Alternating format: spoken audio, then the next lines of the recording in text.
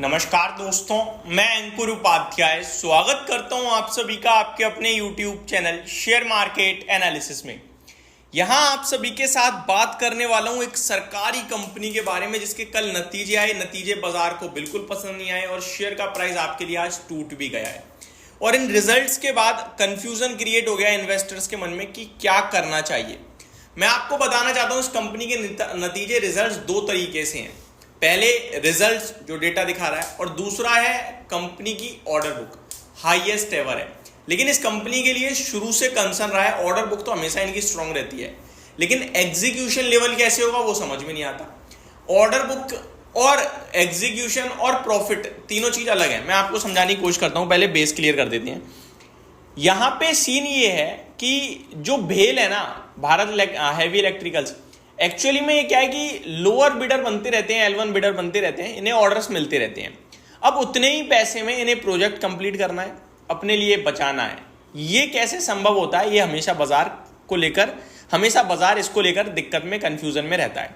इस बार भी एग्जैक्टली यही हुआ है। भेल के नंबर्स में प्रॉफिट वगैरह सब टूट गया साल दर साल, लेकिन क्वार्टर क्वार्टर बहुत दमदार नतीजे मैं भी बताऊंगा आपको, बट बाजार के एक्सपेक्टेशन से कमजोर है, इसीलिए शेयर का प्राइस 4.5-4.25% नीचे है।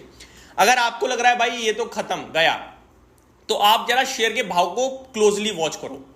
295 का लो लगाया है, 305 पे ट्रेड कर रहा है, डे हाई पे ट्रेड कर रहा है। समझ रहे हो, रिकवरी आ रही है। और रिकवरी कब आती है स्टॉक में?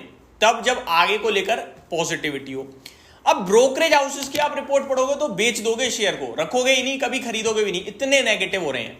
और ये वही ब्रोकरेज हाउसेज हैं जो थोड़े दिन पहले जब भेल वन साइडेड भाग रहा था ना, तो 250, 300, 350, 400 न जाने क्या क्या लक्ष्य दे रहे थे।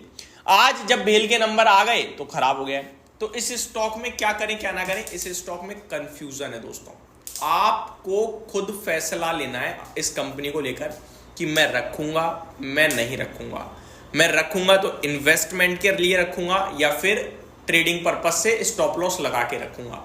मेरे नजरिए में आप स्टॉप लॉस के साथ फॉलो करो, क्योंकि इन्वेस्टमेंट करने के लिए आपके पास उतनी ज्यादा अच्छी चीजें नहीं है। अच्छी चीजें भी हैं, ऐसा नहीं है, बट उतनी ज्यादा नहीं है। स्टॉप लॉस डीप रखना पड़ेगा। 280 रुपीज का स्टॉप लॉस मैं आपके साथ सजेस्ट करूंगा। अब ये 280 क्यों?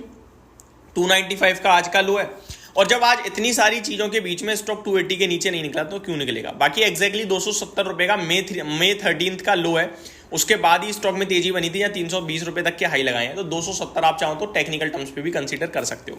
अब मैं आता हूं पॉजिटिव और नेगेटिव दोनों चीजों को शेयर करने। पहले पॉजिटिव शेयर करता हूं, ऑर्डर बुक हाईएस्ट लेवल पे है कंपनी की, ठीक है।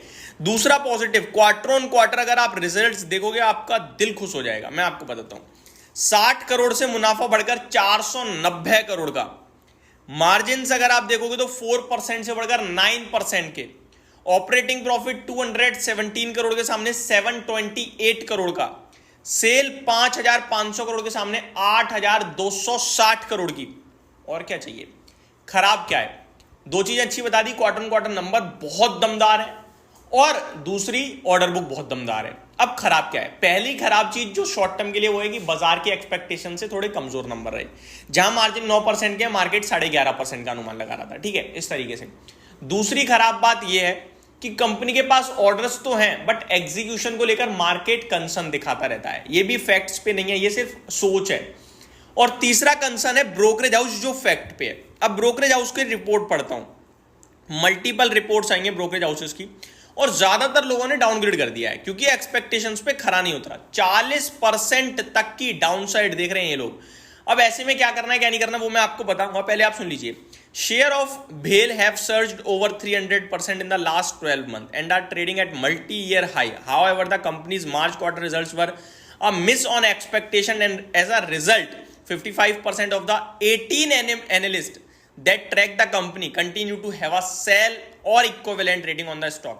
तो 18 में से 55% लोग ऐसे हैं एनालिस्ट जो सेल या इक्विवेलेंट की रेटिंग दे रहे हैं क्योंकि एक्सपेक्टेशंस को मिस कर दिया है। लगभग यहां पे मैं बात करूं तो रेवेन्यू वॉज फ्लॉ, ये मैं आपके साथ ऑलरेडी डिस्कस कर चुका हूं रिजल्ट्स को। CLSA क्या कह रहा है? CLSA has retain its sell rating on the भेल with a price target of 189 which is potential downside of 40%।